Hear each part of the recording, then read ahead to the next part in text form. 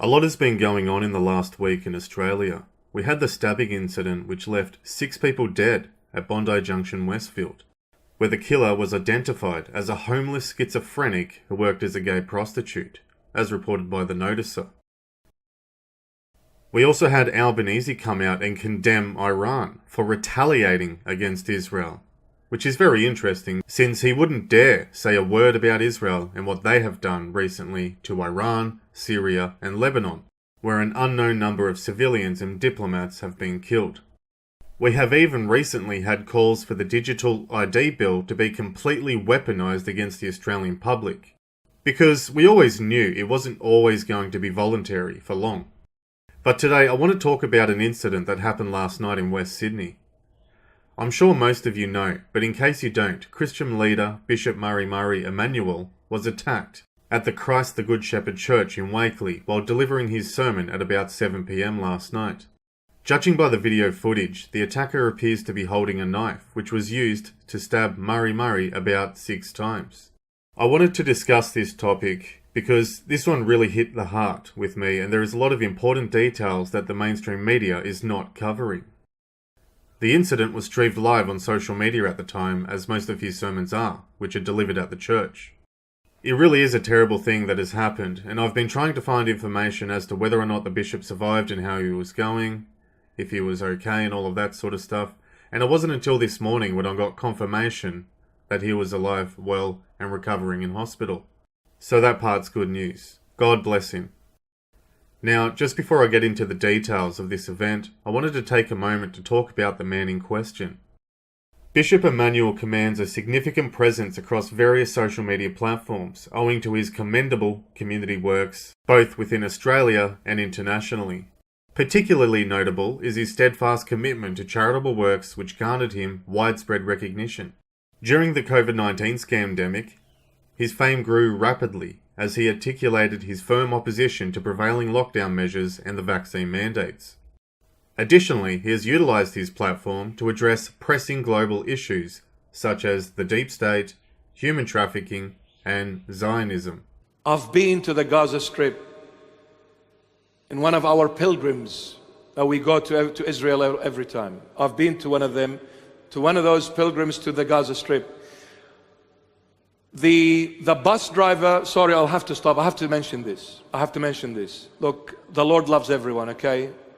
Humanity are very harsh. The bus driver was a Palestinian Muslim. The tour guide was a Palestinian Muslim from the Gaza Strip. But he hasn't been to the Gaza Strip for the past 5 years at the time. When I said to them, we are going tomorrow because there was a holy site which happens to be in the Gaza Strip. The place is called Emmaus. So I said to them, we're going to the Gaza Strip. They said, Bishop, please, this is, they'll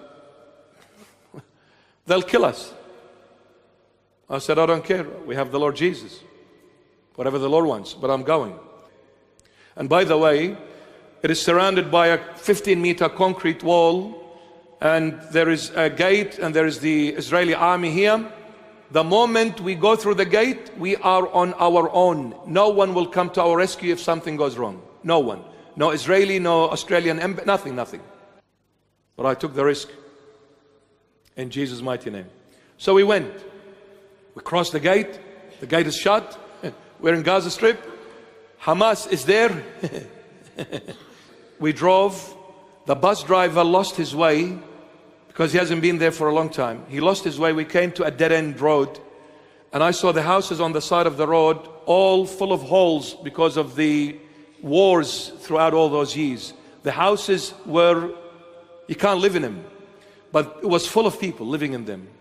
Destroyed the houses. I saw maybe a 3-year-old girl came out of one of the houses. She stood in front of the door.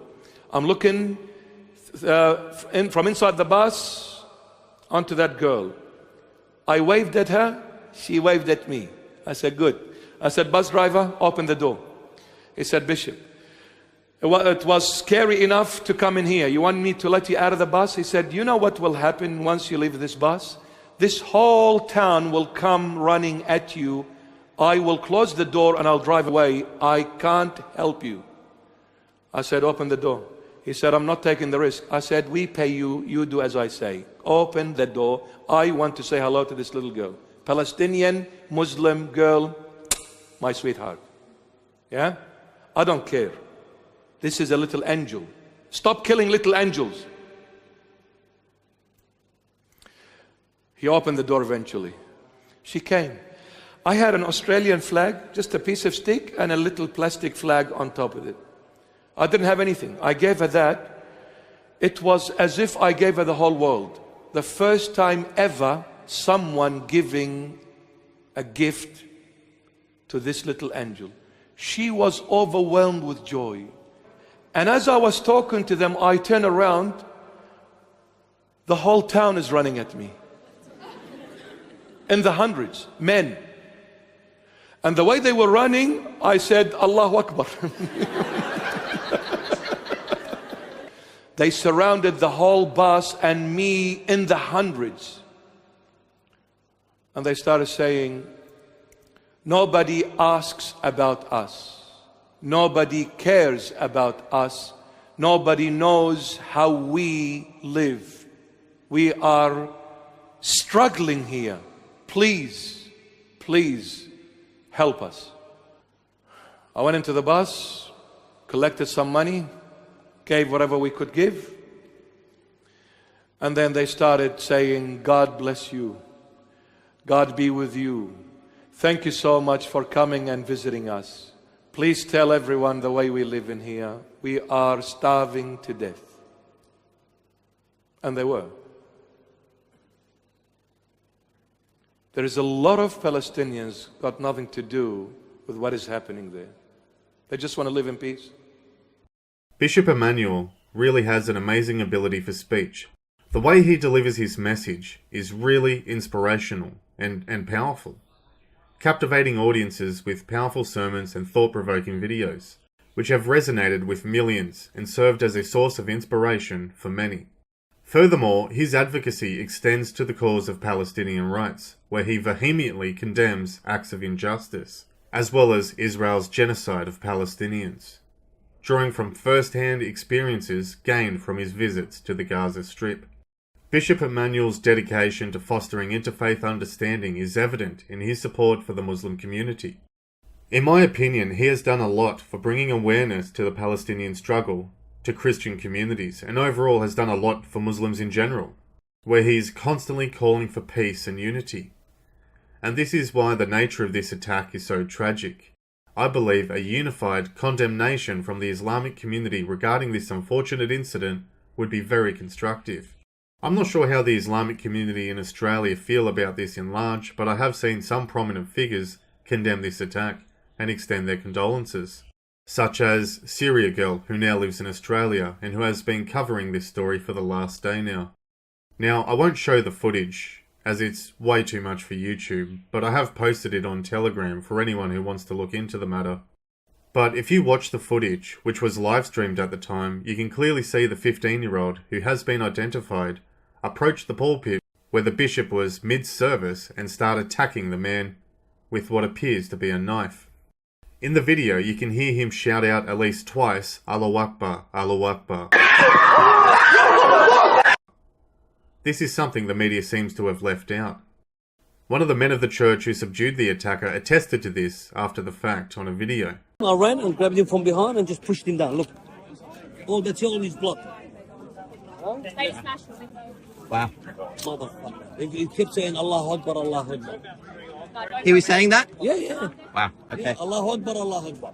I mean, if the attacker gave a Roman salute or yelled Hail Hitler or something like that, you can bet your bottom dollar that the reporting by the media would be a lot different. You can bet the response by the government would also be a lot different. I mean, imagine if this happened at a synagogue. Could you imagine the outcry? Social media posts on Telegram reveal the reaction of Zionists in Israel to this event, who seem to be mocking and laughing about Bishop Emmanuel being attacked because of his support for Palestinians. Absolutely disgusting. I also want to stress just how awful this is, that a man of God was attacked inside a church while giving the word of God. I mean, that sort of thing should just never happen. It really crosses all sorts of moral lines. And I hope God is merciful to this reprobate attacker, because the wrath that awaits him is truly horrible. According to News Corp, who reported on this, quote, New South Wales Police gave an update in the early hours of this morning on Tuesday, where they confirmed that the attacker was known to police and was not a regular attendee of the church, unquote. Going off what some of the community posts have been suggesting, it was alleged that the 15-year-old had been to the church in the past, harassing members of the church and playing Islamic music. After this happened, the men of the church rushed the attacker and managed to bring him down to the ground and subdue him. It appears there was some sort of struggle, as other members of the church were also allegedly injured, who are currently being treated in Liverpool Hospital. In that struggle, the Islamic attacker also received injuries. News Corp reported on this by claiming the following in an article.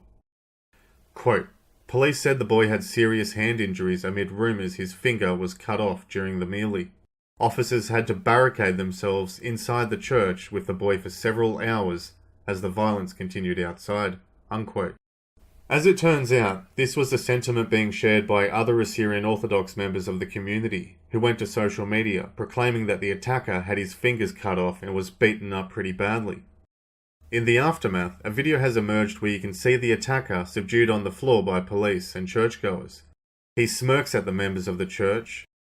He clearly has no remorse for his actions, and he is very pleased with himself. I mean, look at him. You can see why people were so furious. Word spread pretty quickly about this attack, largely because it was live-streamed. A furious mob of around 2,000 people, mostly Christian, swarmed near the church, with riots breaking out and police struggling to maintain order.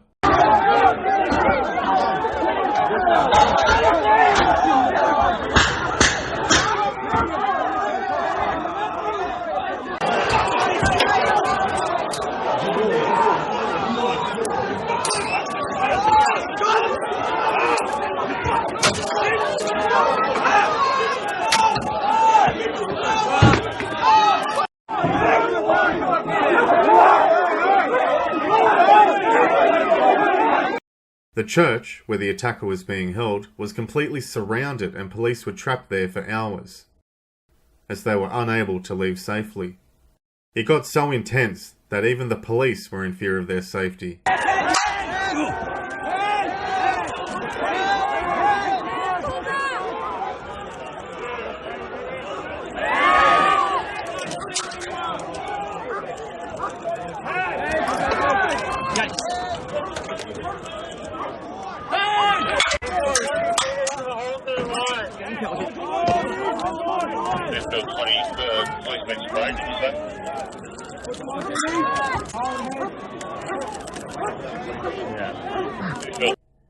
News Corp reported on a few police officers being injured in the process of trying to crowd control the situation. In one video, you can hear the crowd yelling at the police, "Bring him out." Bring him out! Bring him out! Bring him out! Bring him out! Bring him out! Bring him out! Bring him out! Bring him out!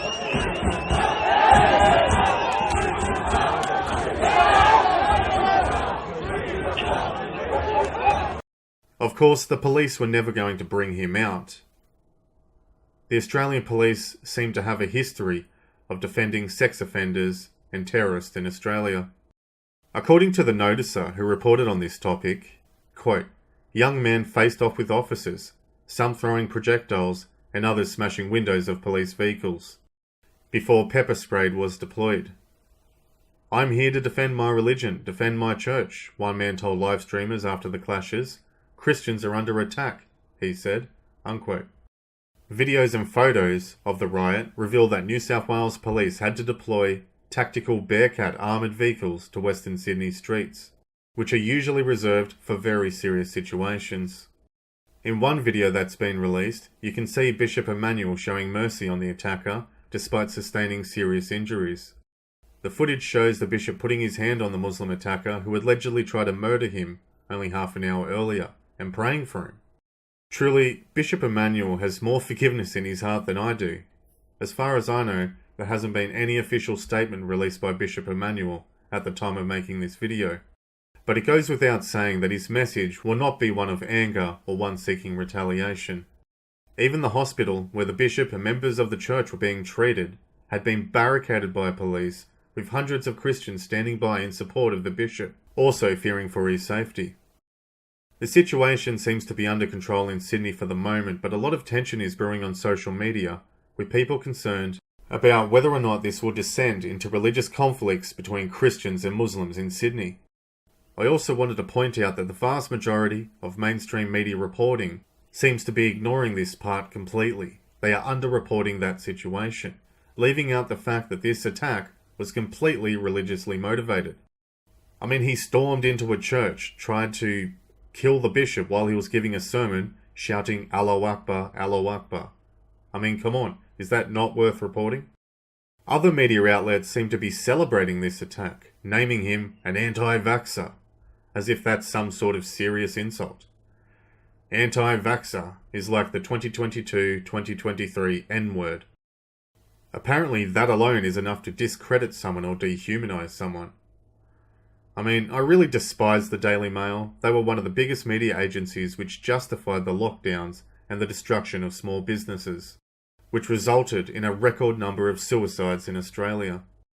In this article by the Daily Mail, you can see in their report of the attack, they squeeze it into the headline, anti-vaxxer. To them, that's like calling someone a Nazi or a terrorist. Absolutely disgusting attack on a good man of God, which has done wonderful work for the Australian community, and an absolute trash media reporting by the usual mainstream media suspects who are leaving out important details and trying to slander the bishop for warning his listeners to not get the vaccine. Anyway, let me know your thoughts in the comments section below. Be sure to like the video, share it around on social media. Until next time, thanks for watching.